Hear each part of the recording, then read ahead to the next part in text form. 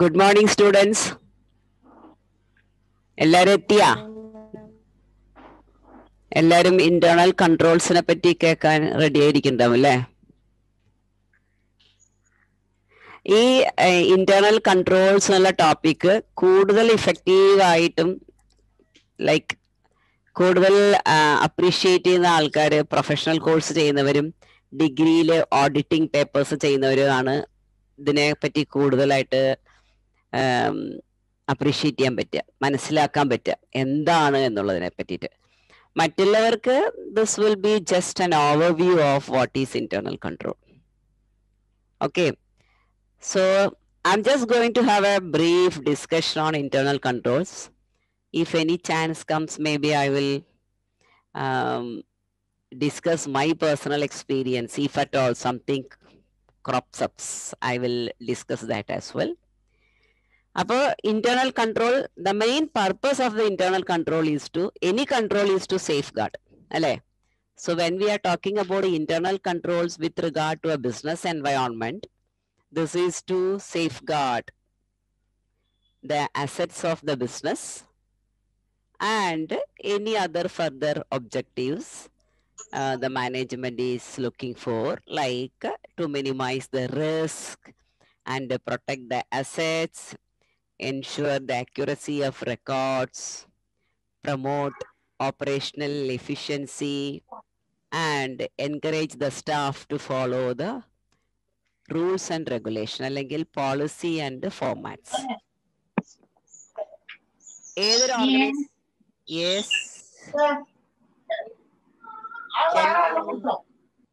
unmute ചെയ്യുവോ ആരെങ്കിലും?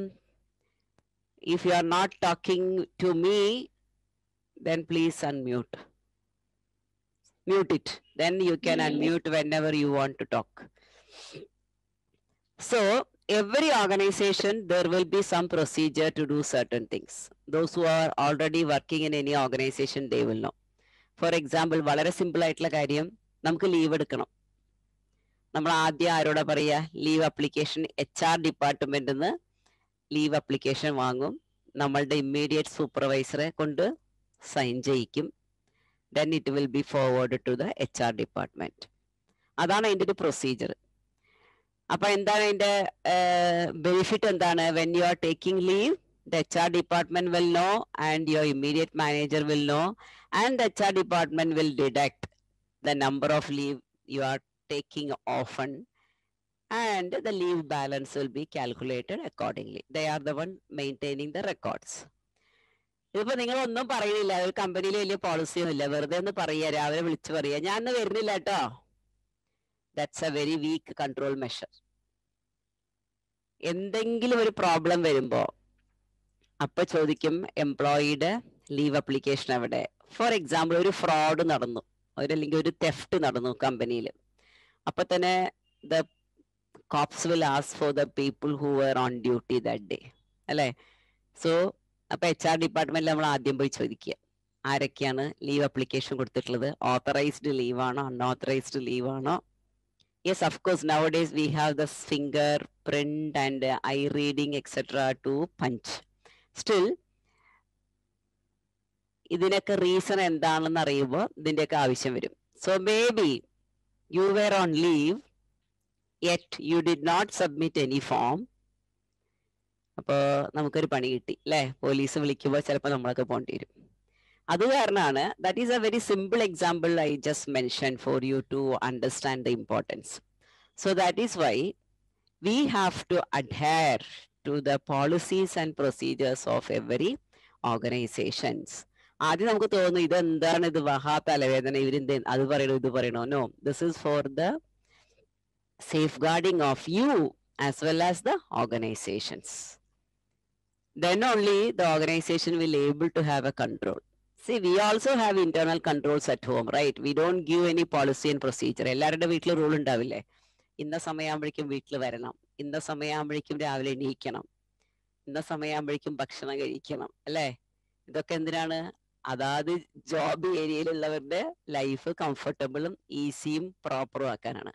The same principles, but when we do in a corporate level, it will have more implications, and at times it's mandatory as per the law. Especially those who are doing SCC and any other professional course, they know that internal controls and internal audit is must as per the Corporate Governance Act, which is formed by UK and other American organizations for the all the listed companies. അപ്പോൾ listed കമ്പനീസിന് കുറച്ചും കൂടി hard and fast rules ഉണ്ടാവും ഇവരുടെ പ്രൊസീജിയേഴ്സിനും പോളിസികൾക്കും ഫോംസിനും എല്ലാത്തിനും. മറ്റുള്ള സ്ഥലങ്ങളിലൊക്കെ if it is a sole trader or a partnership, still they will have again the legal requirement is done with regard to all this things these days. ഇപ്പൊ ഏതെങ്കിലും employee കേസിന് പോവാണ്, എനിക്ക് ലീവ് പേ തന്നിട്ടില്ല, ഞാൻ റിട്ടയർ ആയി അല്ലെങ്കിൽ ഞാൻ റിസൈൻ ചെയ്തു. We need to have documents to prove that the employee doesn't have or employee has only this many number of leaves. അപ്പൊ അതിനൊക്കെ ഇപ്പൊ സോൾ ട്രേഡർ ആണെങ്കിലും എല്ലാവരും അവരവരുടെ ലെവലില് they will have proper policy, format, procedures and even some documents to control each and every part of the organization. ഇതിപ്പോ ഞാൻ HR-ന്റെ കാര്യം പറഞ്ഞത് നമ്മളുടെ പേഴ്സണൽ ആയിട്ടുള്ള കാര്യം പെട്ടെന്ന് മനസ്സിലാവാൻ വേണ്ടിയിട്ടാ. അതേമാതിരി പർച്ചേസ്, സാധനങ്ങൾ വാങ്ങണം, നമുക്ക് തോന്നിയോണം പോയി സാധനം വാങ്ങാനുള്ള ഒരു പ്രൊസീജിയർ പറ്റില്ല. Say for example you are running A logistics company and you have A maintenance department. Maintenance ഡിപ്പാർട്ട്മെന്റിൽ വരുമ്പോൾ സ്പെയർ പാർട്സ് വേണം, സ്പെയർ പാർട്സ് മാറ്റി കൊടുക്കണം, ടയർ മാറ്റി കൊടുക്കണം, ഇങ്ങനത്തെ കാര്യങ്ങളൊക്കെ ഉണ്ട്. അതിന് വേണ്ടിയിട്ട് സാധനങ്ങൾ വാങ്ങണം. അപ്പൊ സ്റ്റോർ ഉണ്ടാവും. അപ്പൊ സ്റ്റോർ കീപ്പർ എപ്പോഴും സാധനങ്ങൾ വാങ്ങി സ്റ്റോർ ചെയ്യണം. അയാളുടെ ഇഷ്ടപ്രകാരം ചെയ്യാൻ പറ്റില്ല. മെയിൻ്റനൻസ് ഡിപ്പാർട്ട്മെന്റ് എന്നുള്ള റിക്വയർമെന്റ് പ്രകാരമാണ് ചെയ്യുക. അല്ലെങ്കിൽ എന്താ ചെയ്യുക, സ്റ്റോർ കീപ്പർ അയാൾക്ക് കമ്മീഷൻ കിട്ടുന്ന സാധനങ്ങളൊക്കെ വാങ്ങി വെച്ചാൽ അയാൾ അതിന്റെ സൈഡിൽ കൂടെ ബിസിനസ് ഉണ്ടാക്കും. അപ്പൊ അതിന്റെ ഒരു കൺട്രോളിന് വേണ്ടിയിട്ടാണ് ചെയ്യുന്നത്. അപ്പൊ സ്റ്റോഴ്സ് റിക്വസിഷൻ പർച്ചേസ് ഡിപ്പാർട്ട്മെന്റിൽ കൊടുക്കും. സ്റ്റോറിൽ എപ്പോഴാണ് റിക്വസിഷൻ ഉണ്ടാക്കുക, when there is a requirement from the maintenance department. അപ്പൊ stores department will prepare the stores requisition and they will forward to the purchase department, and purchase department people will buy. Definitely there will be procedures, little strong procedures in the purchase department. അല്ലെങ്കിൽ ഇതേമാതിരി അയാൾക്ക് ഇഷ്ടപ്പെട്ട അടുത്ത് വാങ്ങും, അല്ലെ, commission കിട്ടുന്നിടത്ത് വാങ്ങും, അങ്ങനെയൊക്കെ ഉണ്ട്. So they will have rules like 3 quotation വാങ്ങണം, ഏറ്റവും lowest quotation you should go for, every 3 months you should get the new quotation, അങ്ങനെ ഓരോ പ്രൊസീജിയർ ഉണ്ടാവും. ഇതെല്ലാം പ്രിപ്പയർ ചെയ്തിട്ട് the manager of the purchase department will approve the purchase order. Purchase order approve ചെയ്തിട്ട് then it will be sent to the supplier for him to deliver the goods. ഇനി supplier delivery ചെയ്യുമ്പോൾ എന്താ ചെയ്യുക, he will have a delivery note, അല്ലെ, purchase ഓർഡറുടെ copy, പിന്നെ എന്തൊക്കെ സാധനങ്ങളാണ്, list of item, proforma invoice അല്ലെങ്കിൽ ഒരു ഇൻവോയ്സ്, ഇതെല്ലാം കൂടിയിട്ടാണ് സാധനങ്ങൾ ഡെലിവറി ചെയ്യുക. ഡെലിവറി ചെയ്ത് കഴിയുമ്പോൾ സ്റ്റോഴ്സ് ഡിപ്പാർട്ട്മെന്റ് എന്താ ചെയ്യുക, പർച്ചേസ് ഓർഡറും ഡെലിവറി നോട്ടും തമ്മിൽ മാച്ച് ചെയ്യുന്നുണ്ടോ നോക്കും. പറഞ്ഞ ഐറ്റംസ് തന്നെയാണോ തന്നിരിക്കുന്നത്, അതെല്ലാം ചെക്ക് ചെയ്തിട്ട് അക്സെപ്റ്റ് ചെയ്തിട്ട് this will go to the purchase department. Purchase ഡിപ്പാർട്ട്മെന്റിൽ again they will cross check, അവര് പറഞ്ഞ റേറ്റും ഐറ്റംസും ക്വാണ്ടിറ്റിയും ഒക്കെ മാച്ചിങ് ആണോ. If they are happy with everything they will send the whole bunch of documents to finance department. കാരണം പേയ്മെന്റ് കൊടുക്കുന്നത് നമ്മളല്ലേ. അപ്പൊ ഫൈനാൻസ് ഡിപ്പാർട്ട്മെന്റിന് ഒരു ഇൻസ്ട്രക്ഷൻ ഉണ്ടാവാം, ഒരു പേയ്മെന്റ് നടത്തണമെങ്കിൽ എന്തെല്ലാം കാര്യങ്ങൾ വേണം. ഏതെങ്കിലും ഒരു പേപ്പർ ഉണ്ടെങ്കിൽ ഫൈനാൻസ് ഡിപ്പാർട്ട്മെന്റുകാർ പേയ്മെന്റ് നടത്തില്ല. ഇനി ഇന്റേണൽ ഓഡിറ്റ് ഉണ്ടെങ്കിൽ ഫൈനാൻസിൽ പോണതിന് മുമ്പ് അത് ഇന്റേണൽ ഓഡിറ്റിൽ പോയിട്ട് ഫൈനാൻസിൽ വരുള്ളൂ. Okay, internal audit is little more independent of the finance department. They are totally not connected with the finance department. They will be reporting to the audit committee. Internal audit എന്ന് പറയുന്നത് audit committee എന്നുള്ളൊരു department ഉണ്ട് വലിയ ഓർഗനൈസേഷൻസിൽ, all corporates, listed companies. So they are the one controlling the internal audit department. Internal auditorന്റെ ഒക്കെ course ഉണ്ട് കേട്ടോ, അതൊക്കെ ചെയ്യാം നിങ്ങൾക്കൊക്കെ. ഡിഗ്രി കഴിഞ്ഞവർക്ക് ഇന്റേണൽ ഓഡിറ്റ് കോഴ്സ് CIA എന്നാണ് കോഴ്സിന്റെ പേര്, ചാർട്ടേഡ് ഇന്റേണൽ ഓഡിറ്റിംഗ്, അങ്ങനത്തെ ഒരു കോഴ്സ് ഉണ്ട്. അപ്പൊ അതൊക്കെ ചെയ്താൽ you will be A more professionally qualified internal auditor. CIA ആണ് ഇൻസ്റ്റിറ്റ്യൂട്ടിന്റെ പേര്. അത് പുറത്ത് നല്ലൊരു കോഴ്സാണ്, it's A very good course. അപ്പൊ അങ്ങനത്തെ പ്രൊസീജിയർ ഒക്കെ ഉണ്ട്. അപ്പൊ അവരും കൂടി വന്നിട്ടാണ് ഫൈനാൻസ് ഡിപ്പാർട്ട്മെന്റിൽ വരിക. ഇനിയിപ്പോ വലിയൊരു കമ്പനിക്ക് ഇന്റേണൽ ഓഡിറ്റ് ഡിപ്പാർട്ട്മെന്റ് ഒന്നും ഇല്ലെങ്കിൽ നേരിട്ട് ഫൈനാൻസ് ഡിപ്പാർട്ട്മെന്റിൽ വരും. ദേ will be doing both the operation and finance department job of internal audit as well as some other organizational departmental functions for the purpose of cost saving. Our finance department, they will be checking for all the items, all the documents before they will even enter the payment, അല്ലെങ്കിൽ the invoice into the system. അത് കഴിഞ്ഞിട്ട് സമയം വരുമ്പോഴാണ് നമ്മൾ process നടത്തുക.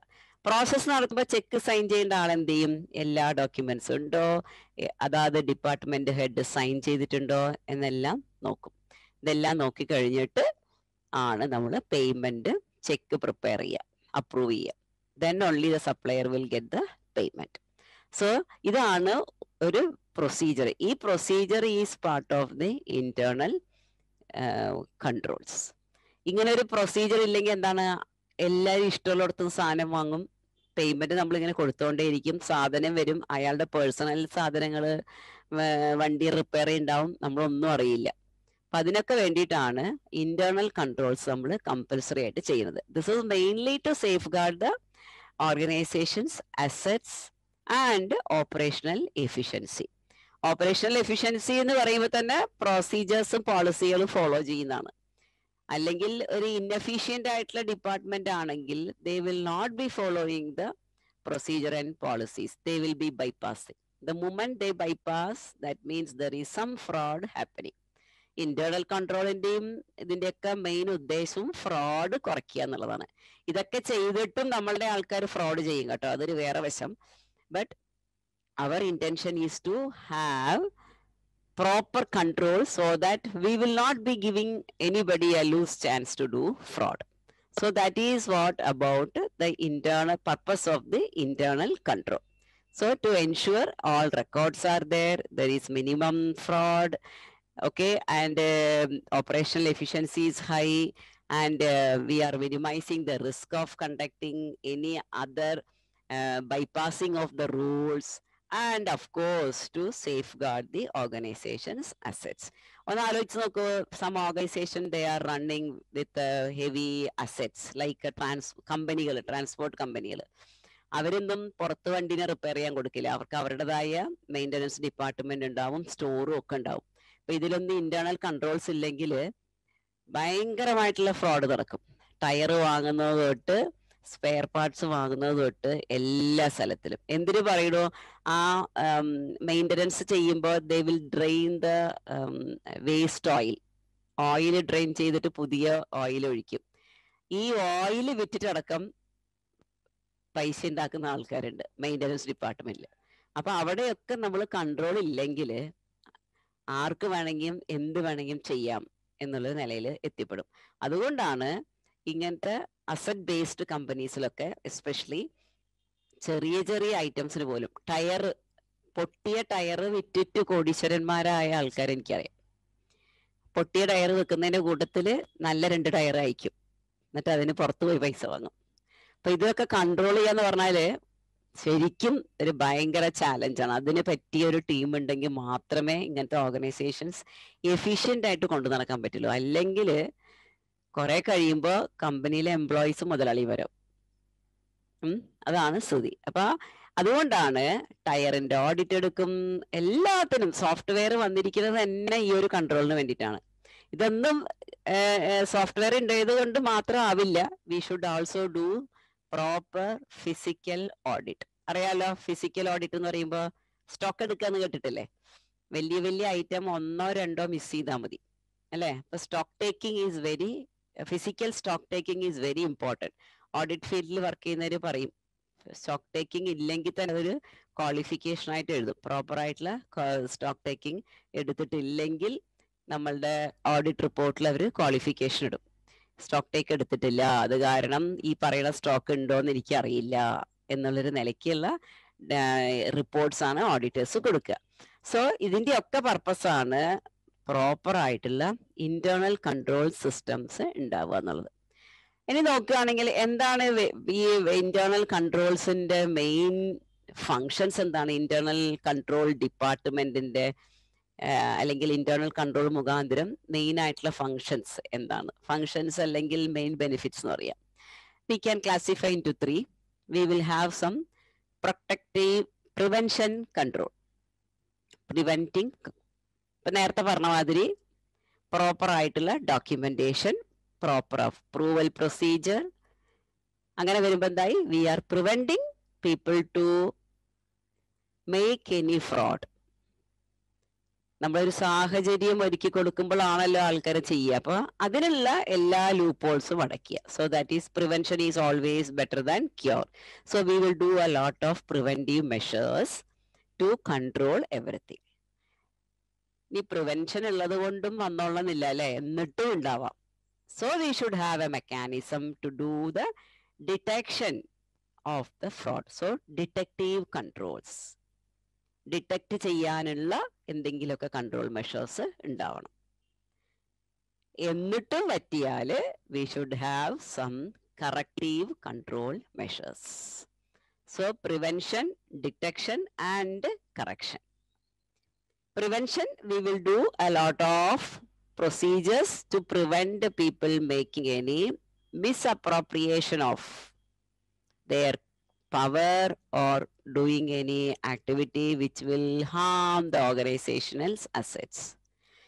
Detection controls, here we will have some sort of control measures which will be detected even if they bypass sometimes the preventive controls.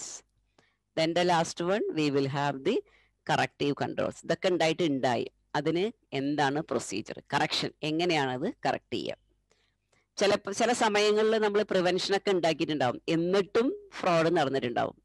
അപ്പൊ നമ്മൾ detect ചെയ്ത ശേഷം നമ്മൾ അനലൈസ് ചെയ്യാം. അപ്പൊ പറയും, ഓ ഇവിടെയാണ് പ്രശ്നം, അപ്പോൾ ഈ റൂട്ട് അങ്ങോട്ട് മാറ്റുക, ഇന്നയാളെ മാറ്റി ഇന്നയാളിടുക, അല്ലെങ്കിൽ ഇന്ന ഡിപ്പാർട്ട്മെന്റിനെ മാറ്റി ഇന്ന ഇടുക.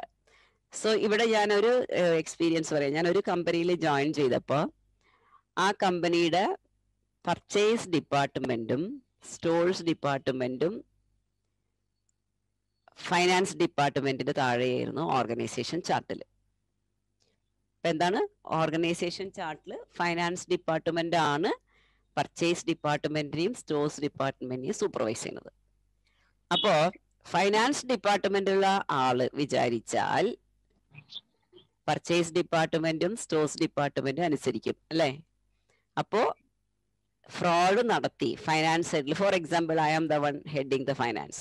I have somebody who is very new to the business, who is supplying the spare parts and tires, etc. And I want to make money by giving commission to the person whom I know. So what I can do, I will tell the purchase department and stores department, ഇന്നയാളടുത്ത് വാങ്ങിയാൽ മതി, അവർക്ക് no പറയാൻ പറ്റില്ല, because they are coming under me in the organization chart.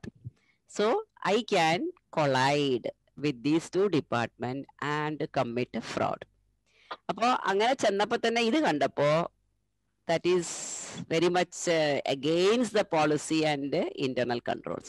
അപ്പൊ ഞാൻ എന്താ ചെയ്ത വെച്ചാൽ പർച്ചേസ് ഡിപ്പാർട്ട്മെന്റിനെ പിടിച്ചു മാറ്റി അണ്ടർ ഓപ്പറേഷനിലിട്ടു. അപ്പോൾ ഓപ്പറേഷനിൽ കുറച്ചും കൂടി കൺട്രോൾ ഉണ്ടാവും. പിന്നെ ഇവര് വാങ്ങുന്നത് ശരിയാണോ എന്നുള്ളത് ഫൈനാൻസ് ഡിപ്പാർട്ട്മെന്റ് വരുമ്പോൾ നമുക്കറിയാൻ പറ്റും. അപ്പൊ നമ്മളൊരു സേഫ് ഗാർഡായി. അപ്പോൾ ഇതിനാണ് നമ്മൾ പറയുക proper term segregation of duties. Segregation of duties, that is one way of having a internal control. Segregation of duties, അത് ഞാൻ ഇപ്പൊ തന്നെ ഒന്നും കൂടി എക്സ്പ്ലെയിൻ ചെയ്തു തരാം. Segregation of duties, for example, check collect ചെയ്യുന്ന ഒരാള്, നമ്മളുടെ ഒരു സെയിൽസ് പേഴ്സൺ, അയാൾ സെയിൽസ് മാത്രമേ നടത്താൻ പാടുള്ളൂ, ചെക്ക് കളക്ട് ചെയ്യാൻ പാടില്ല. പക്ഷെ നമ്മൾ കോസ്റ്റ് കുറയ്ക്കാൻ വേണ്ടിയിട്ട് അയാൾ പോണ വഴിക്കന്നെ പറഞ്ഞു ഒരു റെസിപ്റ്റ് ബുക്കും കൊടുത്തു, ചെക്ക് കളക്ട് ചെയ്തോളാൻ പറയുക. ചെക്ക് കളക്ട് ചെയ്യുന്ന അയാള് അടുത്ത ദിവസം രാവിലെ ഓഫീസിൽ വന്നിട്ട് ബാങ്ക് ഫോമൊക്കെ ഫില്ല് ചെയ്ത് നമ്മളുടെ ഫൈനാൻസിലെ ആള് പറയാ പോകുന്ന വഴിക്ക് ഇതും കൂടി ഞങ്ങൾ ഡെപ്പോസിറ്റ് ചെയ്തോളൂ എന്ന് പറയാം. അപ്പൊ ചെക്ക് കളക്ട് ചെയ്യുന്ന ഒരാള്, ആ ചെക്ക് ഡെപ്പോസിറ്റ് ചെയ്യുന്ന ഒരാള്, വിൽക്കുന്നത് ഒരാള്. അപ്പൊ ഇയാള് വിചാരിച്ചാൽ അതിന്റെ ഉള്ളിൽ എന്തെങ്കിലുമൊക്കെ ചെയ്യാനായിട്ട് സാധിക്കും. ഇതിലും മോശമാണ്, ഇയാള് തന്നെയാണ് അക്കൗണ്ട്സ് ഡിപ്പാർട്ട്മെന്റില് ലെഡ്ജർ അപ്ഡേറ്റ് ചെയ്യാന്ന് പറഞ്ഞാല് പിന്നെ പറയേ വേണ്ട. ചെക്ക് അയാൾക്ക് എന്ത് വേണേ ചെയ്യാം. അക്കൗണ്ട്സ് ഡിപ്പാർട്ട്മെന്റിൽ അയാളുടെ വേണ്ട വിധത്തിൽ റെക്കോർഡ് ചെയ്യേ റിക്കൺസിലേഷൻ ചെയ്യുമ്പോൾ മാറ്റേ ഒക്കെ ചെയ്യാം.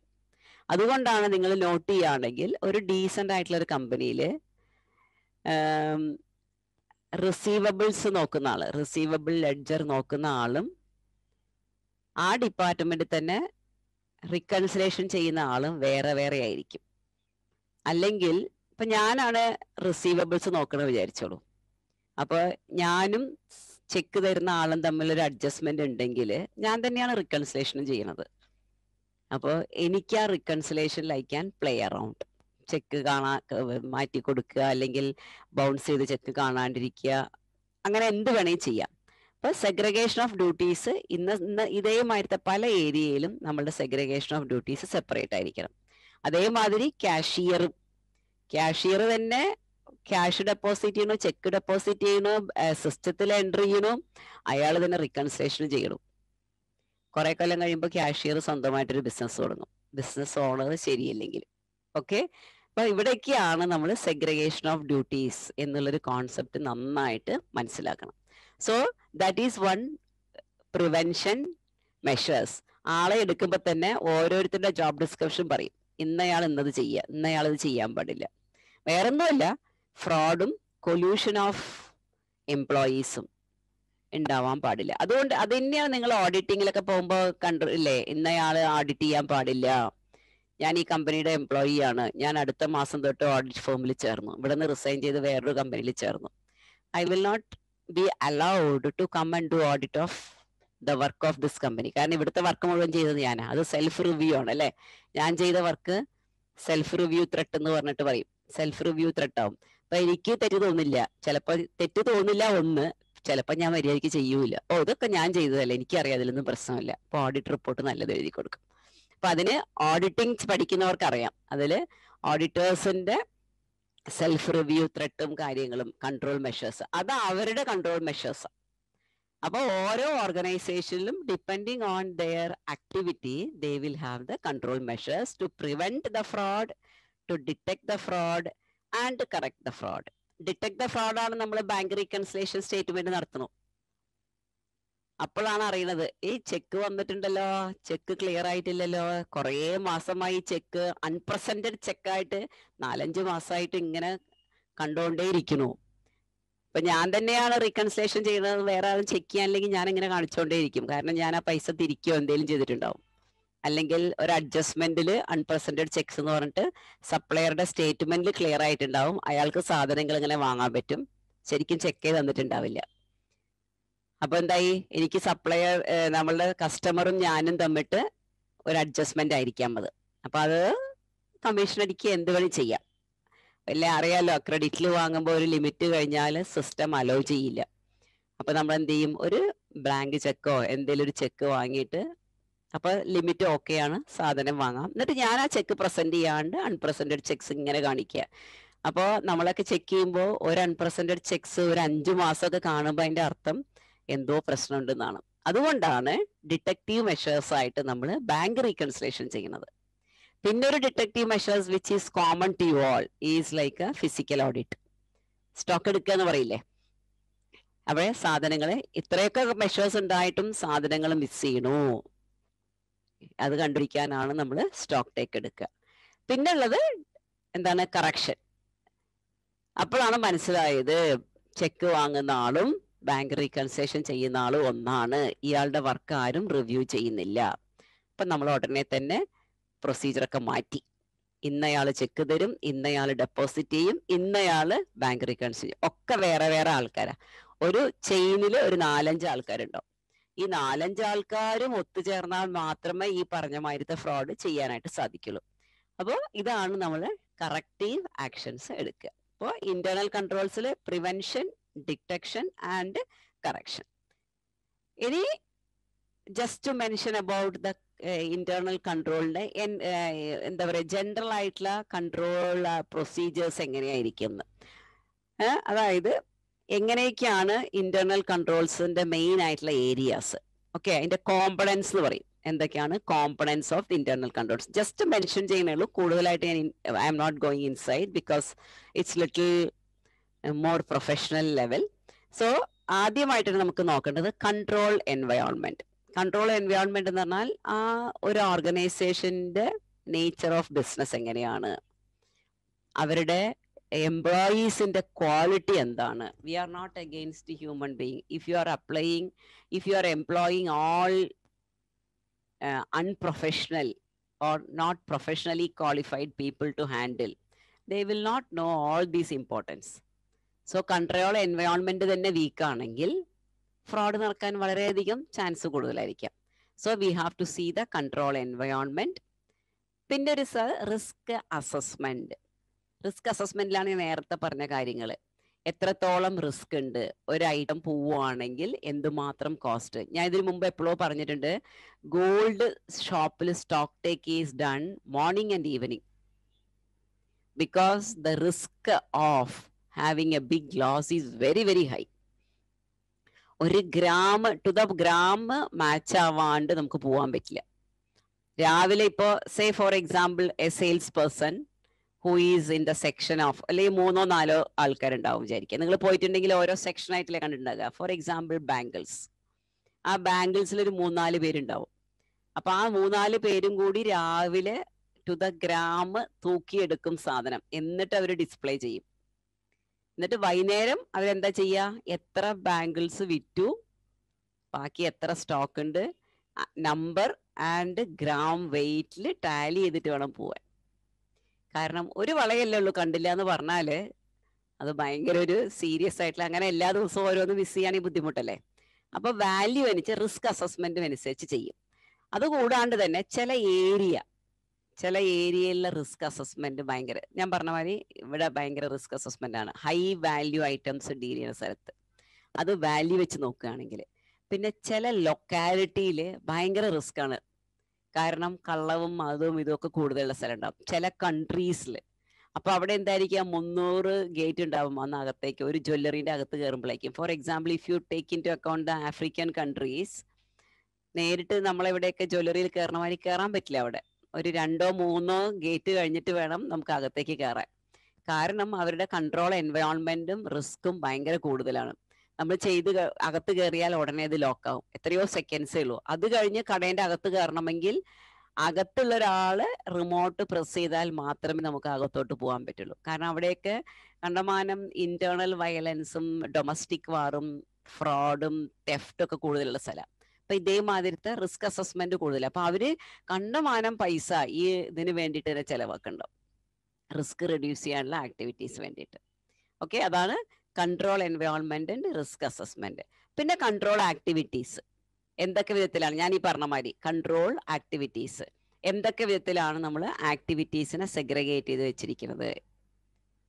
ഇന്നത് പർച്ചേസ് ഓർഡർ വാങ്ങുന്ന ഒരാള്, കൊട്ടേഷൻ വാങ്ങുന്ന ഒരാള്, പർച്ചേസ് ഓർഡർ സൈൻ ചെയ്തത് ഒരാള്, പേയ്മെന്റ് നടത്തുന്നത് വേറൊരാള്. അപ്പൊ എന്താ, ഇതെല്ലാരും ഒന്നിച്ചു കൂടിയാല് ഒരു ഫ്രോഡ് നടത്തുക ഈസിയാണ്. പക്ഷെ ഇത് ഒന്നിച്ചു കൂടാനുള്ളൊരു സാധ്യത കൂടുതലാണ്.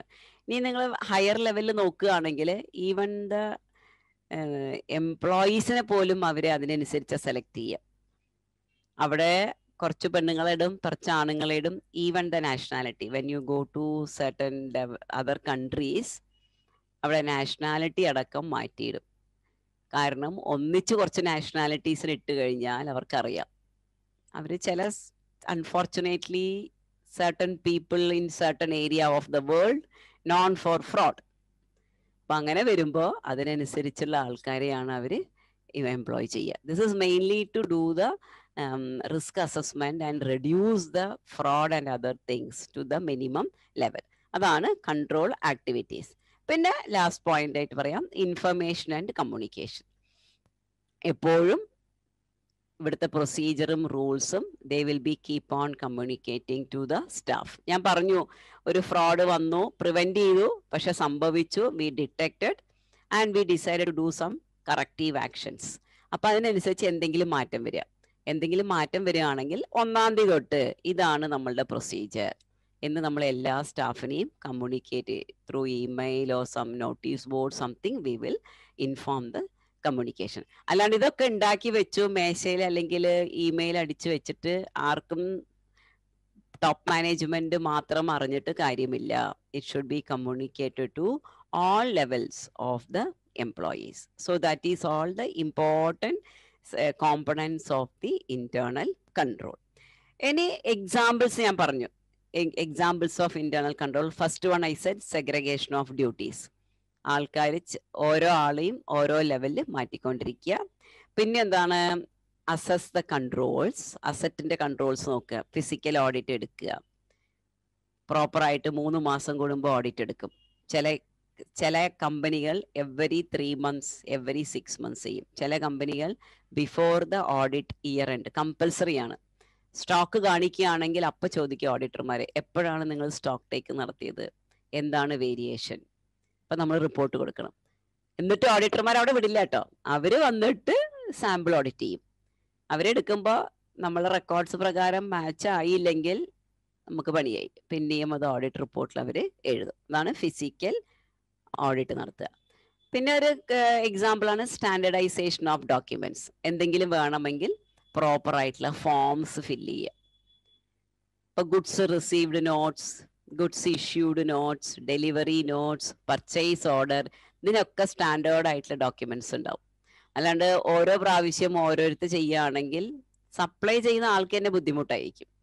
ഇപ്പൊ സപ്ലൈയറോട് നമ്മൾ തന്നെ പറയും, ഇതാണ് യൂഷ്വലായിട്ട് കമ്പനിയുടെ ലെറ്റർ ഹെഡിലാണ് ഉണ്ടാവുക പർച്ചേസ് ഓർഡർ, അത് സൈൻ ചെയ്ത് സ്റ്റാമ്പ് ചെയ്ത് കൊടുക്കും.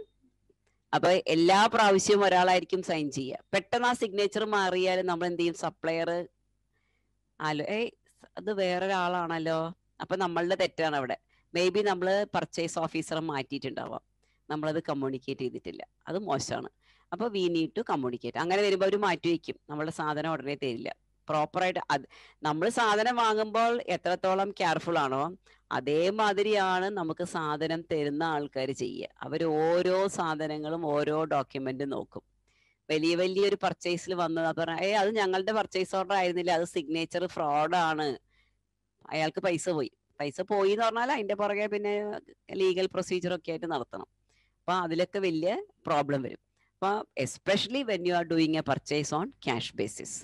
ഓക്കെ, അപ്പൊ അങ്ങനെയൊക്കെ വരുമ്പോ both the seller and the buyer will have proper controls and they will really monitor each and every part of the documents. അതുകൊണ്ടാണ് സ്റ്റാൻഡർഡൈസ്ഡ് ആയിട്ടുള്ള ഡോക്യുമെന്റ്സ് നമ്മൾ ചെയ്യുക. പിന്നെ ഒരു ട്രയൽ ബാലൻസും ചില കമ്പനികൾ 3 മാസം കൂടുമ്പോൾ ട്രയൽ ബാലൻസ് എടുത്ത് നോക്കും, ഓരോ അക്കൗണ്ടിലെ ബാലൻസ് നോക്കും. എന്തെങ്കിലും വേരിയേഷൻ കാണും, പറയാം നമുക്ക് ഇത്ര പോരല്ലോ, എന്താ ഇത്ര പ്രശ്നം.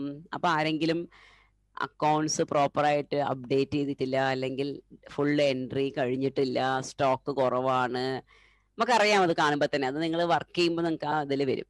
അതിന് വേണ്ടിയിട്ടാണ് നമ്മൾ ഇടയ്ക്കിടയ്ക്കുള്ള നമ്മളുടെ ചെക്കിങ്, ട്രയൽ ബാലൻസ് എടുത്ത് ചെക്ക് ചെയ്യും. ഇപ്പൊ ലിസ്റ്റഡ് കമ്പനി ആണെങ്കിൽ പറയേണ്ട ആവശ്യമില്ല, every quarter they have to do a internal review and they even have a audit to be done on 3 months quarterly basis. അല്ലാത്തതും ഇടയ്ക്കിടയ്ക്ക് നോക്കിക്കൊണ്ടിരിക്കും. ഓൾറൈറ്റ്. പിന്നെ എന്താ ചെയ്യുക നമ്മള്, അപ്രൂവൽ ഞാൻ പറഞ്ഞു, ഓരോന്നും അപ്രൂവ് ചെയ്യണത് വേറെ വേറെ ലെവലിലാണ്. അപ്രൂവൽ ആൻഡ് അതോറിറ്റീസ്, അത് ഫില്ല് ചെയ്ത ഒരാളും അപ്രൂവ് ചെയ്യുന്ന ആളും ഒന്ന് തന്നെയാ വിചാരിച്ചോളൂ. നല്ല സുഖയില്ലേ, ഞാൻ തന്നെ ഫില്ല് ചെയ്യുക, ഞാൻ തന്നെ അപ്രൂവ് ചെയ്യുക, എളുപ്പമായി കാര്യങ്ങൾ. അതുകൊണ്ടാണ് അപ്രൂവൽ ആൻഡ് അതോറിറ്റി ഒക്കെ വേറെ വേറെ ആളെ കൊണ്ട് ചെയ്യിക്കുക. അത് പ്രോപ്പർ ആയിട്ടുള്ള കൺട്രോൾ എൻവയോൺമെന്റ് ആണ് ഇത് സെറ്റ് ചെയ്യുന്നത്. ഇതൊക്കെ ഇന്റർലിങ്ക്ഡ് ആണ്. So if you have all these things you have a proper control environment, control activities, പിന്നെ പ്രോപ്പർ ആയിട്ടുള്ള കമ്മ്യൂണിക്കേഷൻ. ഇതെല്ലാം കഴിഞ്ഞിട്ട് പോരാട്ടോ, we need to keep monitoring whether whatever we implemented is working or not. അല്ലെങ്കിൽ പോളിസിയും പ്രൊസീജിയറൊക്കെ ഉണ്ടാവാം, ഫോമും ഫയലും ഒക്കെ ഉണ്ടാവാം, ആൾക്കാർ ചെയ്യണത് വേറെ. അത് പാടില്ല. അത് അപ്പോഴൊക്കെയാണ് നമ്മളുടെ ഇന്റേണൽ ഓഡിറ്റേഴ്സിന്റെ റോള് ഭയങ്കര കൂടുതലാവുന്നത്. ഇന്റേണൽ ഓഡിറ്റേഴ്സ് ആണ് അവിടെ ചെയ്യുക. ഈ ഡോക്യുമെന്റ് യൂസ് ചെയ്യുന്നുണ്ടോ, ഈ സൈൻ ചെയ്ത ആൾ അത് തന്നെയാണോ, എന്തെങ്കിലും വേരിയേഷൻ വന്നിട്ടുണ്ടോ, എത്ര പ്രാവശ്യം സപ്ലയർ എടുത്തുനിന്ന് നമ്മളുടെ പർച്ചേസ് ഓർഡർ റിജക്റ്റ് ആയിട്ടുണ്ട്, സിഗ്നേച്ചറിൽ വേരിയേഷൻ വന്നിട്ടുണ്ടോ. ഇതൊക്കെ തന്നെയാണ് ബാങ്കിലും ചെയ്യുന്നത്. ബാങ്കിൽ കണ്ടിട്ടില്ലേ നിങ്ങൾ, ചെക്കിൽ ചെറിയ ഒരു വ്യത്യാസം ആ സിഗ്നേച്ചറിൽ വ്യത്യാസം വന്നാൽ അവർ റിജക്റ്റ് ചെയ്യും. കാരണം അവരുടെ റിസ്ക് ഭയങ്കര കൂടുതലാണ്. So they will not take any risk, they will reject it. അപ്പൊ ഇതൊക്കെ നോക്കുമ്പോൾ നമുക്ക് അറിയാം, നമുക്ക് മോണിറ്റർ ചെയ്യാൻ പറ്റും, നമുക്ക് ഒന്നുകൂടി നമ്മളുടെ ഇഫക്റ്റീവ്നെസ് എത്രത്തോളം ഉണ്ട് എന്ന് അസസ് ചെയ്യാനുള്ള ഇതൊക്കെയാണിത്. എത്ര പ്രാവശ്യം റിജക്ട് ചെയ്തു, എന്തായിരുന്നു കാരണം.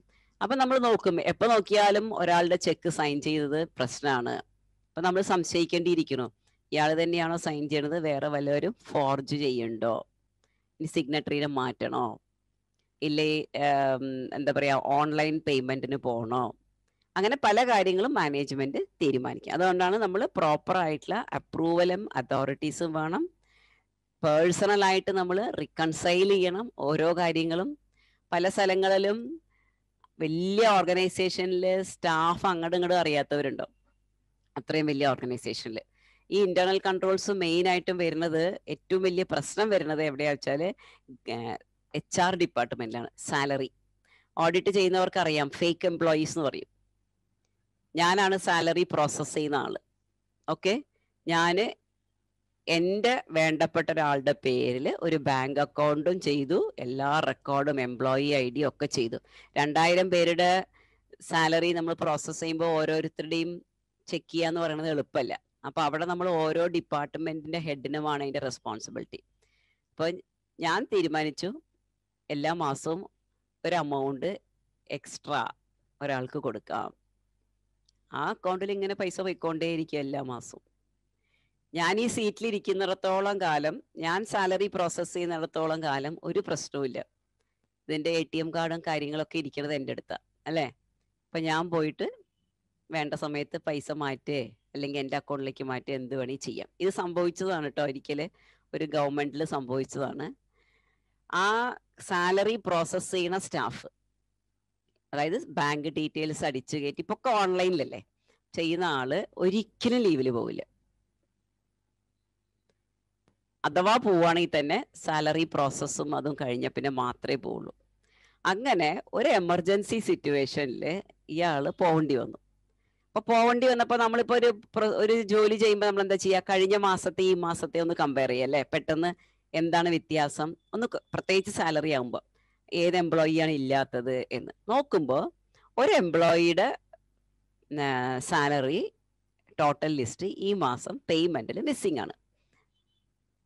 അപ്പോൾ എന്താ ചെയ്യുക, കഴിഞ്ഞ മാസത്തെ ഈ മാസത്തെ എല്ലാം ചെക്ക് ചെയ്തു. അപ്പോൾ ഒരു എംപ്ലോയിയുടെ മാത്രം വ്യത്യാസമുണ്ട്.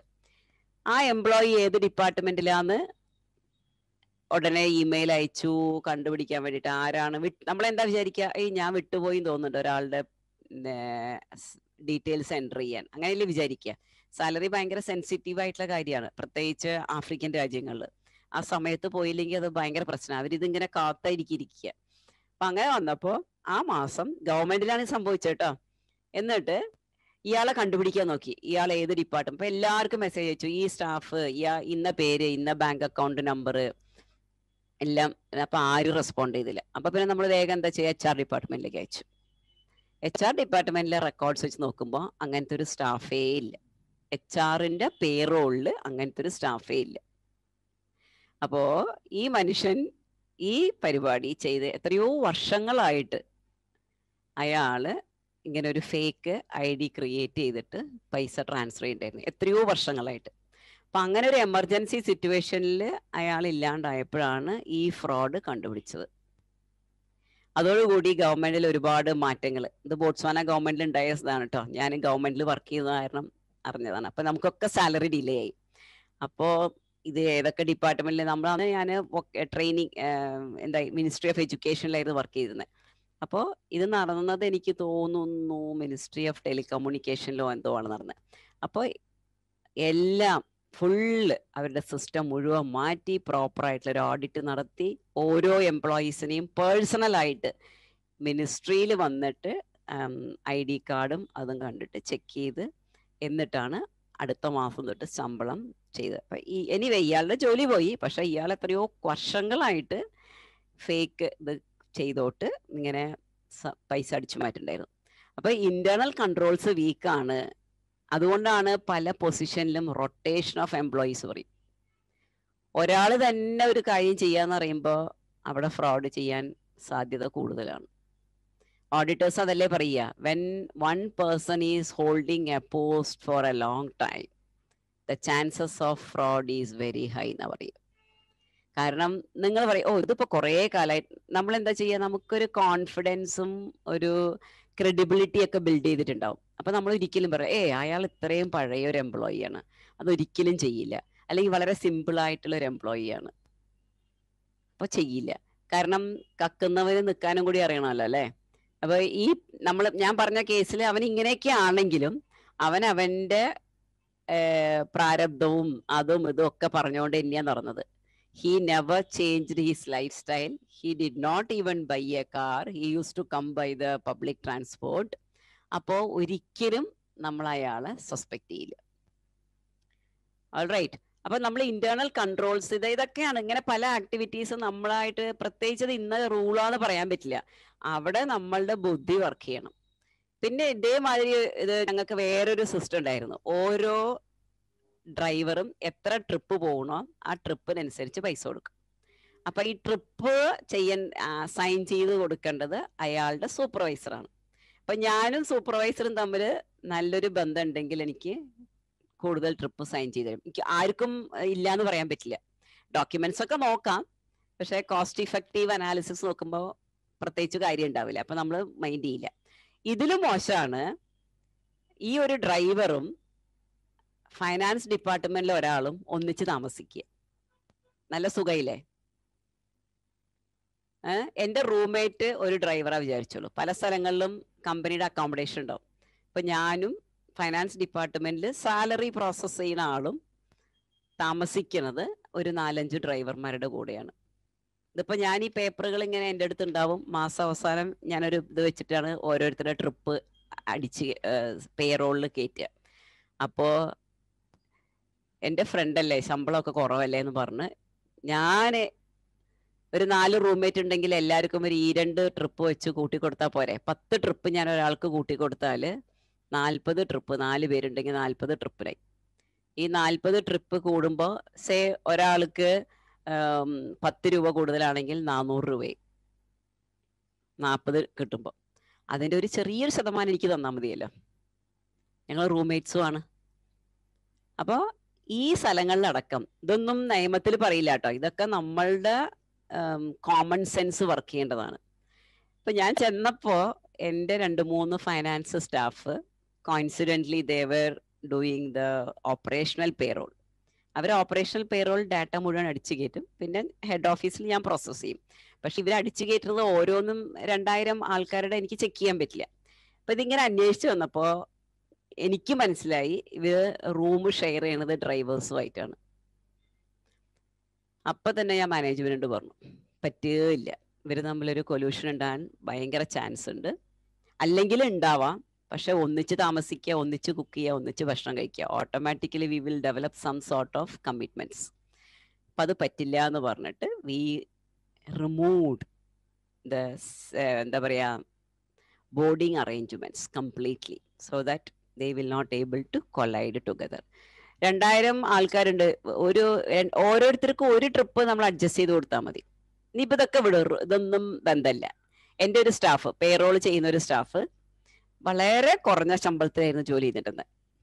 ഈ സ്റ്റാഫാണെങ്കിൽ ചെന്ന് ചോദിക്കൊന്നുമില്ല, എനിക്ക് ശമ്പളം ഇൻക്രിമെന്റ് വേണം അന്ന് ചോദിക്കാനൊന്നും താല്പര്യമില്ലാത്ത ഒരാളാണ്. അയാളുടെ പ്രിൻസിപ്പിള് ഞാൻ ചെയ്യുന്ന ജോലിക്ക് അനുസരിച്ചുള്ള ശമ്പളം നിങ്ങൾ തരണം എന്നുള്ളൊരു ആറ്റിറ്റ്യൂഡുള്ള ആളാണ്. അപ്പോൾ ഞാൻ ചെന്ന് നോക്കിയപ്പോൾ ആദ്യം തന്നെ ഞാൻ ഫൈനാൻസ് ഡിപ്പാർട്ട്മെന്റിൽ ഓരോരുത്തരുടെയും ഒരു ബഡ്ജറ്റ് പ്രിപ്പയർ ചെയ്യുന്നു. അപ്പോൾ അവരുടെ കോസ്റ്റ് നോക്കിയപ്പോൾ ഇപ്പം എൻ്റെ മനസ്സിൽ ഇയാൾക്കൊരു 1000 രൂപയെങ്കിലും ശമ്പളം ഉണ്ടാവും എന്നുള്ള നിലയ്ക്കാണ് നോക്കുന്നത്. അയാളുടെ പേറോൾ എടുത്ത് നോക്കുമ്പോൾ ആദ്യത്തെ മാസം നോക്കിയപ്പോൾ 300. അപ്പം ഞാൻ വെച്ചു മേ ബി ഇയാൾ ലീവിന് എങ്ങാനും പോയിട്ടുണ്ടാവും. പിന്നെ ഞാൻ ഇയർലി അനാലിസിസ് നോക്കിയപ്പോൾ ഇയാൾക്ക് 300 രൂപ ശമ്പളമുള്ളൂ. ഞാൻ പറഞ്ഞു അയ്യോ ഇത് ഭയങ്കര ഡേഞ്ചർ. ഇയാളാണ് എല്ലാ ഡ്രൈവർമാരുടെ കാര്യങ്ങളൊക്കെ ഉണ്ടാകുക. അപ്പോൾ വേണമെങ്കിൽ ഈ ഡ്രൈവർമാരോടെല്ലാം ഈ 2000 ഡ്രൈവർമാർ 1 രൂപ വെച്ച് ഇയാൾക്ക് കൊടുത്താൽ മതി അല്ലേ. എനിക്ക് നിങ്ങൾ 2 ട്രിപ്പ് കൂടുതൽ അടിച്ചോ, ഞങ്ങളെല്ലാവരും നിനക്ക് 1 രൂപ തരാമെന്ന് പറഞ്ഞാൽ ഇയാൾക്ക് കൊടുക്കുന്ന 300 രൂപ ശമ്പളത്തിൻ്റെ എത്ര ഇരട്ടിയാ? 6 ഇരട്ടി ഇയാൾക്ക് കമ്മീഷൻ കിട്ടും. അതായിരുന്നു സിറ്റുവേഷൻ. അപ്പൊ ഞാൻ എൻ്റെ ബോസിനോട്, എൻ്റെ ചെയർമാനോട് സംസാരിച്ചു. അപ്പൊ ഞാൻ ഇയാളുടെ ശമ്പളം ഒന്നിച്ച് 300 രൂപ ശമ്പളമുള്ള ആളെ ഞാൻ പിടിച്ചിട്ട് 1000 രൂപയിലേക്ക് ഇട്ടു. അപ്പൊ പറഞ്ഞു, what's wrong with you, why are you giving him 300%, more than 300% increment എന്നൊക്കെ എന്നോട് ചോദിച്ചു. അപ്പൊ ഞാൻ ഇത് എക്സ്പ്ലെയിൻ ചെയ്തു. Did you people ever think of this chance? നിങ്ങൾ എല്ലാ മാസവും ഇയാള് ഓരോ ട്രിപ്പും കൂട്ടുന്നില്ല എന്ന് പറഞ്ഞ ഒരാളെ എംപ്ലോയ് ചെയ്യണമെങ്കിൽ അയാൾക്ക് എന്തായാലും ഒരു 10,000 രൂപ 700 രൂപ ശമ്പളം കൊടുക്കണം. എന്നാലേ അയാൾ അവിടെ ഇവിടെയൊക്കെ പോയി ഇരുന്ന് ചെക്ക് ചെയ്തൊക്കെ ചെയ്യണത്. ഈ ഒരു ജോലിക്ക് വേണ്ടി മാത്രം നമുക്ക് ഒരാളെ അപ്പോയിന്റ് ചെയ്യാൻ പറ്റുമോ? അപ്പൊ ഞാൻ പറഞ്ഞു, ഇതാണ് പ്രശ്നം, ഇവരൊന്നും ഇങ്ങനത്തെ ഒരു കാര്യം ആലോചിച്ചിട്ടേ ഇല്ല. ഞാൻ പറഞ്ഞു, ഇയാള് ഒരു നേർമയായിട്ടുള്ളൊരു മനുഷ്യനായത് കാരണം. അപ്പോഴൊരു അവര് പറഞ്ഞു കേട്ടോ, എന്തുകൊണ്ട് ഇത്രയും കാലം ഈ 300 തന്നെ വാങ്ങിയിരുന്നു, എന്തുകൊണ്ട് അയാള് ഇൻക്രിമെന്റ് ചോദിച്ചില്ല? അപ്പൊ ഞാൻ അയാളെ വിളിച്ചു. അപ്പൊ ഞാനപ്പോ ചെന്നിട്ടേ ഉള്ളൂ. ഞാൻ വിളിച്ചപ്പോ പറഞ്ഞു, 1-2 പ്രാവശ്യം അപ്രോച്ച് ചെയ്തു, അവര് പറ്റില്ല എന്ന് പറഞ്ഞു. അപ്പൊ പിന്നെ എനിക്ക് ഓരോ പ്രാവശ്യം പോയിട്ടും അന്ന് ഈ ഓപ്പറേഷൻ ഹെഡ് ഒരു വെള്ളക്കാരനായിരുന്നു. അപ്പൊ ഇയാൾ പറഞ്ഞു, എനിക്ക് വെള്ളക്കാരന്റെ കാല് പിടിക്കാനൊന്നും പറ്റില്ല, എനിക്ക് അഭിമാനമാണ് വലുത്. ഇന്ത്യനായിരുന്നു. അപ്പൊ പറഞ്ഞു, വെള്ളക്കാരന്റെ കാല് പിടിച്ചിട്ട് എനിക്ക് ശമ്പളം കൂടുതൽ വേണ്ട, ഞാനിവിടെ ഒറ്റയ്ക്കാണ് താമസിക്കുന്നത്, അപ്പൊ എനിക്ക് വലിയ കുഴപ്പമൊന്നുമില്ല, നാട്ടിൽ ഉള്ളതിനേക്കാളും ഞാൻ ഓക്കെയാണ്, സമയമാകുമ്പോൾ കിട്ടുമെന്ന് വിചാരിച്ചു. അങ്ങനെ അയാൾ ഏകദേശം ഒരു 7 കൊല്ലം മറ്റോ അങ്ങനെ പണിയെടുത്തു. അതിനുശേഷമാണ് നമ്മൾ, അപ്പൊ ഇത് കണ്ട ഉടനെ എൻ്റെ ചെയർമാൻ പറഞ്ഞു, അയ്യോ ഇങ്ങനെ ഒരു പ്രശ്നം ഉണ്ടായിരുന്നില്ലേ, നമ്മൾ അറിഞ്ഞിട്ടേ ഇല്ല. ഞാൻ പറഞ്ഞു, നിങ്ങൾ ആലോചിച്ചിട്ടില്ല? ഒന്നും ചില സമയത്ത് നമ്മൾ വളരെ സ്മാർട്ടായിട്ട് പണിയെടുത്തില്ലെങ്കിൽ നമ്മൾ വിചാരിക്കും, എനിക്ക് 300 രൂപയ്ക്ക് ഒരാളെ അപ്പോയിന്റ് ചെയ്തു, പക്ഷെ അയാള് 2000 രൂപ കൈക്കൂലി വാങ്ങണം. അപ്പൊ മൊത്തം കമ്പനിയുടെ മൊറയിലും സ്റ്റാഫിന്റെ ക്വാളിറ്റിയും, പിന്നെ അയാൾക്ക് എന്ത് വേണേ ചെയ്യാലോ. അങ്ങനെ ഒരുപാട് പ്രശ്നങ്ങൾ വരാൻ വഴിയുള്ളൊരു ഏരിയയാണ്. അപ്പോൾ എത്രയും വാല്യൂ കമ്പനിയിൽ ഇങ്ങനത്തെ ആക്ടിവിറ്റീസ് കൂടുന്നുണ്ടോ അതിനനുസരിച്ച് നമ്മളുടെ കൺട്രോൾ ആക്ടിവിറ്റീസ് കൂടണം. ആ കൺട്രോൾ ആക്ടിവിറ്റീസ് കൂടണമെങ്കിൽ കൺട്രോൾ എൻവയോൺമെന്റ് ഒന്ന് ആലോചിച്ച് നോക്കും. ഇവിടെ ഈ കമ്പനിയിലെ എല്ലാവരും കൈക്കൂലി വാങ്ങും, എന്താ ഈ കൺട്രോൾ എൻവയോൺമെന്റ് ഭയങ്കര വീക്കാ. ഇങ്ങനെ വരുമ്പോ ഏറ്റവും ആദ്യം പ്രശ്നം ആലോചിച്ച് വരുന്നത് ഓഡിറ്റർമാരായിരിക്കാം. അവര് പറയും, എൻ്റെ അമ്മോ ഈ company is known for fraud. അപ്പൊ ഇവരുടെ ഡാറ്റകൾ ഒന്നും തന്നെ സത്യമായിരിക്കില്ല. അപ്പൊ ഓഡിറ്റർമാർ വേഗം എന്ത് ചെയ്യും, അവരുടെ ഓഡിറ്റ് ഫീസ് കൂട്ടും. പിന്നെ കുറെ കഴിയുമ്പോൾ അവർ പറയും, ഞങ്ങൾ ഓഡിറ്റേ ചെയ്യില്ല പറയും. കാരണം ഓഡിറ്റ് റിസ്ക് എന്നൊരു പരിപാടിയുണ്ട്. ഓഡിറ്റ് റിസ്ക് കൂടുതലാണ്. The risk the auditor will give A wrong opinion about the financial statement. That's very dangerous for the auditors. അപ്പൊ അങ്ങനെ വരുമ്പോൾ ഓഡിറ്റേഴ്സ് അങ്ങനത്തെ കമ്പനികളൊന്നും ഓഡിറ്റ് പോലും ചെയ്യാൻ തയ്യാറാവില്ല. അതുകൊണ്ടൊക്കെയാണ് ഒരു കോർപ്പറേറ്റ് ഒരു ലെവല് കഴിഞ്ഞാൽ എല്ലാ കമ്പനികളിലും കൺട്രോൾ എൻവയോൺമെന്റ് വളരെ ക്ലിയർ ആയിരിക്കണം. അപ്പൊ എല്ലാവരും സത്യസന്ധമായിട്ട് കാര്യങ്ങൾ ചെയ്യുകയാണെങ്കിൽ അവിടെ ഫ്രോഡ് ചെയ്യാനുള്ള സാധ്യത കുറവാണ്. അപ്പൊ നമ്മളുടെ ബോസ് തന്നെ ഗംഭീര ഫ്രോഡാണെങ്കിൽ താഴെയുള്ളവരുടെ കാര്യം പറയാനുണ്ടോ? ബോസ് പൈസ അടിച്ചു മാറ്റുകയാണെങ്കിൽ താഴെയുള്ള എംപ്ലോയീസ് എന്ത് ചെയ്യും? സ്പെയർ പാർട്സ് അടിച്ചു മാറ്റും, നമ്മളറിയാണ്ട് ടയർ വെക്കും. വണ്ടിക്ക് പുതിയ ടയറിട്ട് പോയ വണ്ടി തിരിച്ചു വരുമ്പോ ഒരെണ്ണം പൊട്ടിയ ടയറിട്ട് വരും, എന്റെ ടയർ കേടായിന്ന്. അവൻ ആ ടയർ വിറ്റ് വേറെ പൈസ ആക്കിയിട്ടുണ്ടാവും. അപ്പൊ ഇതിനെല്ലാം ചാൻസ് വരും. അപ്പൊ അതുകൊണ്ടാണ് കൺട്രോൾ എൻവയോൺമെന്റ് എപ്പോഴും വളരെ ക്ലീൻ ആയിട്ട് ഉണ്ടാവണം എന്ന് പറയുക. കൺട്രോൾ എൻവയോൺമെന്റ് പ്രോപ്പർ ആണെങ്കിൽ തന്നെ പിന്നെ ഇന്റേണൽ കൺട്രോൾസ് ഒരുമാതിരി വർക്ക് ചെയ്യും. ആദ്യം തന്നെ നമ്മൾ അസസ് ചെയ്യുക കൺട്രോൾ എൻവയോൺമെന്റ് പോയി എന്ന് പറഞ്ഞാൽ പിന്നെ സ്റ്റാഫിന്റെ ക്വാളിറ്റി, ആരൊക്കെ, ഒരുപാട് പഠിക്കാനുണ്ടും പറയാനുണ്ട് കേട്ടോ ഈ ഒരു ഏരിയയിൽ. എങ്ങനത്തെയാണ് സ്റ്റാഫ്? ചില കമ്പനികളിൽ വളരെ തുച്ഛമായ ശമ്പളത്തിന് ആൾക്കാരെ കയറ്റും, അപ്പൊ ക്വാളിറ്റി ഉണ്ടാവില്ല. അപ്പൊ അവരെന്താ ചെയ്യുക? ഇഷ്ടംപോലെ സൈഡിൽ നിന്ന് ബിസിനസ് ചെയ്തിട്ട് പൈസ ഉണ്ടാക്കാൻ നോക്കും. അപ്പൊ അത് ഓരോ കമ്പനിയിലും അവരുടെ പോളിസി ഉണ്ടാക്കും, നമ്മൾ നല്ല ശമ്പളം കൊടുക്കുക. അതാണ് പല കമ്പനികളിലും.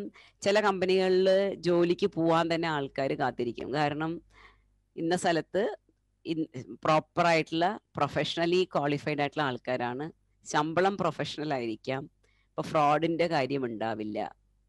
ചില ആൾക്കാർ ചില ഫൈനാൻസ് ഡിപ്പാർട്ട്മെന്റ് ഏറ്റെടുക്കാനേ പോവില്ല. എനിക്കൊക്കെ അനുഭവം ഉണ്ടായിട്ടുണ്ട്. ഒരു നോൺ കമ്പനി, ആ company is known for fraud. അപ്പൊ അവിടെയൊക്കെ എനിക്ക് ഓഫർ വന്നിട്ട് ഞാൻ പറഞ്ഞു അയ്യോ പറ്റുകയില്ല എന്ന് പറഞ്ഞു. കാരണം ഭയങ്കര ഹെഡേക്കാണ്. കാരണം ഇവര് കക്കും പിടിക്കും, പിന്നെ ഓഡിറ്റർമാരുടെ അടുത്ത് നമ്മൾ പോകും, ഇനിയിപ്പോ ഷെയർ ഹോൾഡേഴ്സ് കേസ് കൊടുത്തു, പിന്നെ നമ്മൾ വേണം കോടതി കയറി ഇറങ്ങാൻ. അപ്പൊ ഇങ്ങനെയൊക്കെ വരുമ്പോ കമ്പനിയുടെ ഗുഡ് വിൽ തന്നെ ബാധിക്കും. അപ്പൊ അത് കാരണം ഇന്റേണൽ കൺട്രോൾസ്, ഒരു നല്ലൊരു ബിസിനസ്സിന് പ്രോപ്പറായിട്ടുള്ള ഇന്റേണൽ കൺട്രോൾ മെഷേഴ്സ് ഉണ്ടെങ്കിൽ this will reflect in the name of the company in all aspects. It will reflect in their share price, it will reflect in their staff, the way they deal with the things, that they deal with the delivery of items, everything. It will have the very high quality and reasonably acceptable level by all the customers of the organizations. Definitely control environments, internal controls illengil risk വളരെ കൂടുതലാണ്. അപ്പോൾ at the end of the bottom line we should make profit. ഇപ്പോൾ control risk കൂടുതലായി ഭയങ്കര മോശമായിട്ടുള്ള control environment ആണെങ്കിൽ the chances of making loss in consecutive years in those companies will be very high. At the end, the company will be forced to lock down. So that is why control, internal controls are very, very important for any organization. ചെറിയ organisation ആകുമ്പോൾ ഈസിയാണ് control ചെയ്യാൻ, ചെറിയ ലെവലിൽ കാര്യങ്ങൾ ചെയ്താൽ മതി. വലിയ ഓർഗനൈസേഷൻസ് ആകുമ്പോൾ they should have more detailed study and do things accordingly.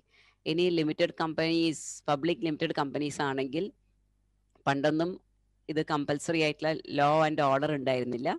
Now with the order, corporate governance കാരണം many countries made it compulsory to have internal audit department, and internal audit department is the one looking for the internal controls and other measures to reduce the risk of fraud and even further making losses. So that is the importance of internal control in an organization. At the end you have to safeguard.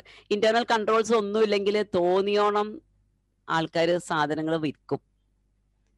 പ്രത്യേകിച്ച് control ഇല്ല, gate ഇല്ല, വണ്ടികളൊക്കെ ഒന്ന് ആലോചിച്ച് നോക്കും. ഇവിടുത്തെ വലിയ വലിയ ഡീലേഴ്സ്, എന്താ പറയാ, മോട്ടോർ വെഹിക്കിൾ ഡീലേഴ്സ്, അവിടെയൊക്കെ പ്രോപ്പർ ഇന്റേണൽ കൺട്രോൾസ് ഇല്ലെങ്കിൽ അവിടെ ആർക്ക് വേണമെങ്കിലും വണ്ടി വിൽക്കലും ടയർ വിൽക്കലും സ്പെയർ പാർട്സിനൊക്കെ ഭയങ്കര വിലയാ.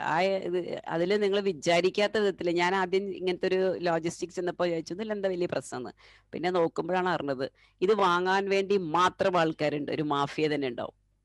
അപ്പൊ ഇവിടുന്ന് വിറ്റുകൊണ്ടുപോകുക, അവിടെ കൊടുക്കുക, spare parts, battery, you name it, everything you will get which will look as if it's new, but they will be getting in the second hand market as good as a new one at a reduced price. കാരണം അത് കളവ് സാധനമാണ്.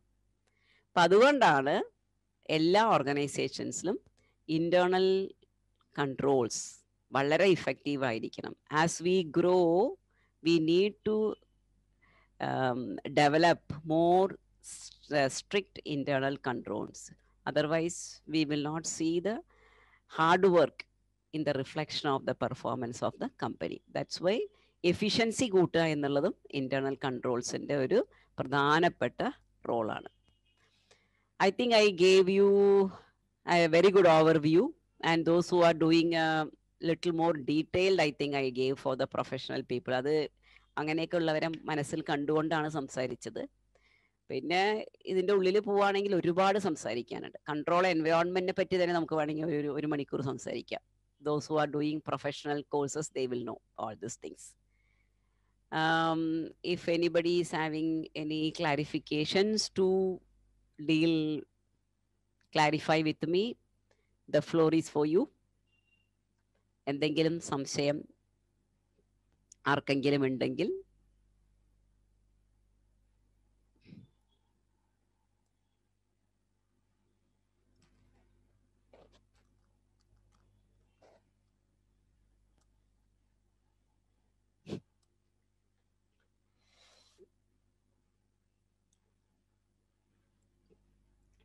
വേറൊരു point എന്താ പറയുക കുട്ടികളെ, എന്തെങ്കിലും ഇങ്ങനത്തെ ടോക്ക് ഉണ്ടാകുമ്പോൾ try to give maximum attention and try to question yourself whatever I am saying and have something to interact.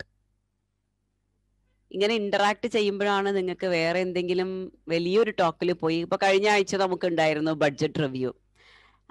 I felt embarrassed when you people did not ask questions. Such a eminent person with the budgeting and economist review area, and none of us had any doubts. That was very embarrassing. അപ്പൊ എന്തെങ്കിലുമൊക്കെ അതിന് വേണ്ടിയിട്ട് പൊട്ടത്തരം ചോദിക്കണമെന്നല്ല പറയണത് കേട്ടോ. You should prepare your self. നിങ്ങളൊക്കെ practical course ചെയ്യുന്നവരാണ്. ഇത് കഴിഞ്ഞാൽ ഒരു ഇന്റർവ്യൂവിന് പോകുമ്പോൾ you will never know what type of questions you will ask. So when you pay attention to all these type of talks, we are taking a lot of effort to deliver all these things. We are preparing, we are thinking of topics which is more relevant for you all. അപ്പൊ അതിൽ നിങ്ങൾ interaction വേണം. I'm not saying you should have very serious questions, but at least some doubts you should have. നിങ്ങളൊക്കെ ജോലിക്ക് prepare ചെയ്യുന്ന ആൾക്കാരാണേ. അപ്പൊ ആ ഒരു ആറ്റിറ്റ്യൂഡ് ആൻഡ് ക്വാളിറ്റി നിങ്ങളൊക്കെ ഡെവലപ്പ് ചെയ്യണം. പ്രത്യേകിച്ച് മലയാളികൾക്കുള്ള ഒരു പ്രശ്നമാണ്, സംസാരിക്കില്ല. ഒരു പരിധിവരെ സബ്ജക്റ്റ് അറിയാഞ്ഞിട്ടല്ല, ഒരു ഇൻഫീരിയർ കോംപ്ലക്സ്, പിന്നെ ഒരു കമ്മ്യൂണിക്കേഷൻ സ്കിൽസിലുള്ള ഒരു വിഷമം, പിന്നെ ഒരു പേടി. മറ്റുള്ള കാര്യങ്ങൾക്കൊക്കെ നമുക്ക് ഭയങ്കര വായില് നാക്കാണ് നമുക്ക് അല്ലെ. വീട്ടിൽ ആർഗ്യൂ ചെയ്യാനും അടികൂടാനും രാഷ്ട്രീയം പറയാനും, where it's not going to give you a penny return. ഇവിടേക്കാണ് നമ്മൾ മനസ്സിലാക്കി പോകേണ്ടത്. എന്നാലൊക്കെ നമ്മൾ ഗ്രോത്ത് ഉണ്ടാവുള്ള ഒരു ഓർഗനൈസേഷന് പോയാൽ. You should work smart. If you have to work smart, you should have a lot of knowledge and you should communicate. You should develop that attitude of questioning. അടുത്ത പ്രാവശ്യം budget review വരുമ്പോഴേക്കും I'm expecting the students of Accounts Academy to show a big difference. Have valid questions. Do some homework. ഈ ടോപ്പിക്കിനെ പറ്റി നിങ്ങൾക്ക് ഇപ്പൊ 2 ദിവസം മുമ്പ് തന്നെ അറിഞ്ഞിട്ടുണ്ടാവാം. Why don't you do some research? And why don't you think about some area where you are not confident? ഇന്നത്തെ കാലത്ത് എല്ലാ ഇൻഫർമേഷൻസും ഉണ്ട് അല്ലേ. നിങ്ങളൊക്കെ ജീവിക്കണത് തന്നെ ഗൂഗിളിൽ ബേസ് ചെയ്തിട്ടാണ്. അപ്പൊ അത് use for your own good future, good career development, not only social platforms.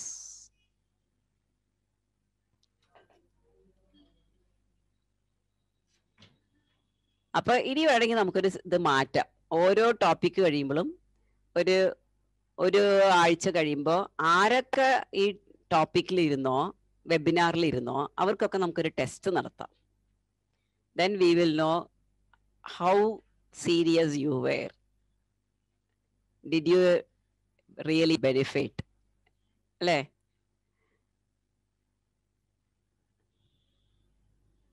So no doubt.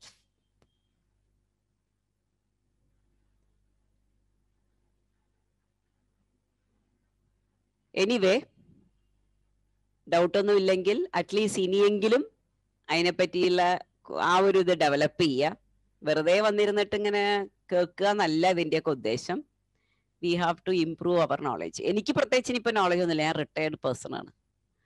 1 foot in the graveyard എന്നുള്ള പേഴ്സണാണ് ഞാനൊക്കെ. അപ്പൊ എനിക്ക് I don't need to.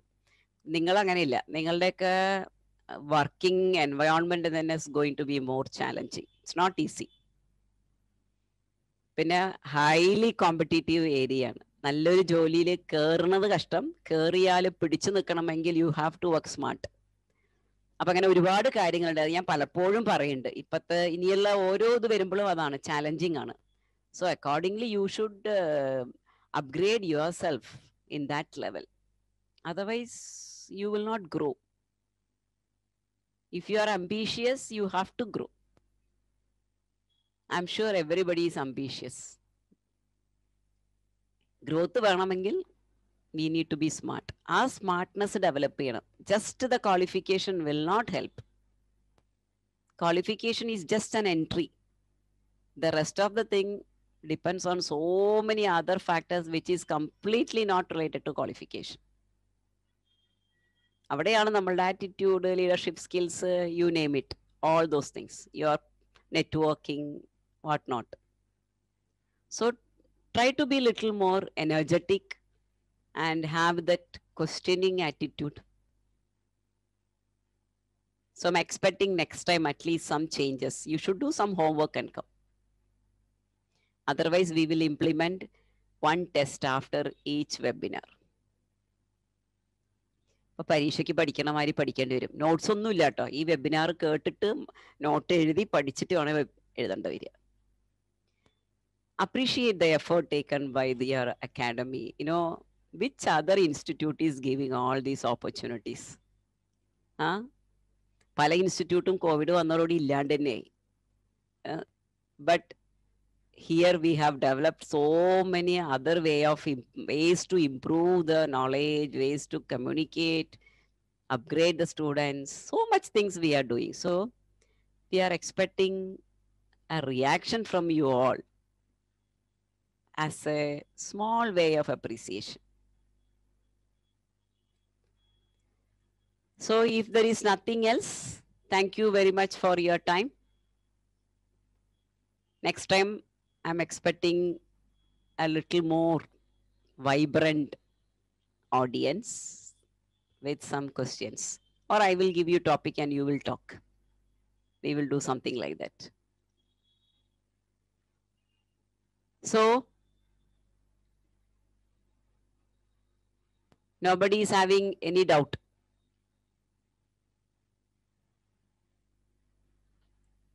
In that case, we will call it a day.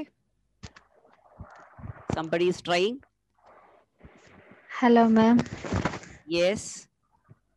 Doubts ഒന്നുമില്ല മാം. കാരണം ഞാൻ ഇത്രയും ഈ ഒരു ലെവലിൽ കേൾക്കുന്നത് ആദ്യമായിട്ടാ. Oh, that's very nice. ഫീൽഡില്. അപ്പൊ ഏത് ഫീൽഡിലാണ് വർക്ക് ചെയ്യുന്നുണ്ടോ? ഞാൻ വർക്കിംഗ് അല്ല, ഞാൻ പഠിച്ചുകൊണ്ടിരിക്കണുള്ളൂ. ഡിഗ്രി കഴിഞ്ഞിട്ട് ഇപ്പോ വീട്ടിലിരിക്കണം. അപ്പൊ ഇങ്ങനെ ഒരു കോഴ്സിന് ചേർന്നതാണ്. ഓക്കെ. അപ്പൊ എന്തിലാ ഡിഗ്രി ചെയ്ത മോള്? ഡിഗ്രി ഞാൻ സയൻസ്, നോൺ കൊമേഴ്സ് ആയിരുന്നു, ഫിസിക്സ് ആയിരുന്നു. അപ്പോ I don't blame you. This is a foreign language for you. So you are excused from whatever I said. You are still learning. ഞാൻ കേട്ടുകൊണ്ടിരിക്കണുള്ളൂ. അപ്പൊ ഒരുപാട് വായിക്കാനും മനസ്സിലാക്കാനുണ്ട് കേട്ടോ മോളെ ഈ ഏരിയയില്. അല്ല ഇത് അതായത് ഓവർനൈറ്റ് ലേണിംഗ് എന്നല്ല പറയണത്. ഇങ്ങനെ പല ഏരിയകളും വാങ്ങുമ്പോ പിന്നെ വായിക്കുമ്പോ പെട്ടെന്ന് മനസ്സിലാക്കാൻ പറ്റും. That's very nice. Thank you for the response.